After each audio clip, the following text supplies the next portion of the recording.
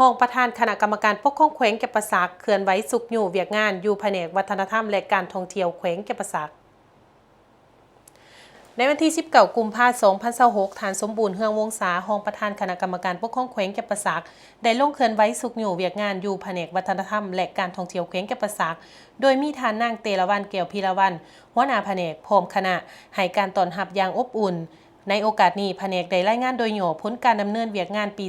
2025 และทิศทางแผนการประจำปี 2026 ใน 6 แขนงการประกอบมีเวียกงานขนขวส่งเสริมวัฒนธรรมเวียกงานแขนงมรดกโลกวัดภูเวียกงานกองวิชาการวัฒนธรรมเวียกงานกองวิชาการวิจิตรศิลป์เวียกงานการท่องเที่ยวเวียกงานบริหารจัดตั้งและกวดกาภายหลังรับฟังการรายงานคณะแผนกและหัวหน้าแขนงได้ประกอบคำเห็นใส่แต่ละด้านเพื่อปรับปรุงเติมเต็มแผนงานให้มีความรอบคอบและสอดคล้องกับสภาพการใหม่ในคำเห็นโอล่มทานสมบูรณ์เฮืองวงศาได้เน้นให้แผนกสืบโตแก้ไขข้อคงค้างซุ้มใส่จัดตั้งตามทิศแผนการที่วางไว้เฮ็ดหน้าที่การเมืองแนวคิดให้สมาชิกพรรคและพนักงานอย่างต่อเนื่องนำเอาเนื้อในมติกองประชุมครั้งที่ 12 ของศูนย์กลางพรรคและของแขวงมาพันขยายให้เป็นรูปธรรมพร้อมนั้นให้ปฏิบัติเวียกงานแบบร่วมศูนย์ประชาธิปไตย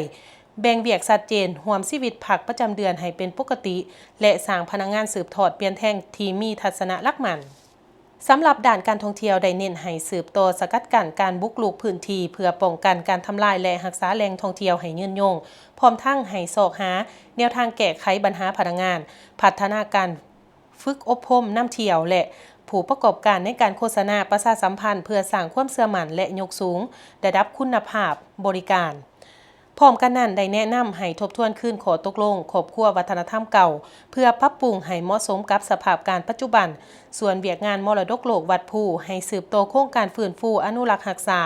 โดยเฉพาะจุดโฮงนางสีดาเพื่อสร้างรายรับและท่าแห้งทางเศรษฐกิจให้แก่แผนกและแขวงแก่นประสักในอนาคต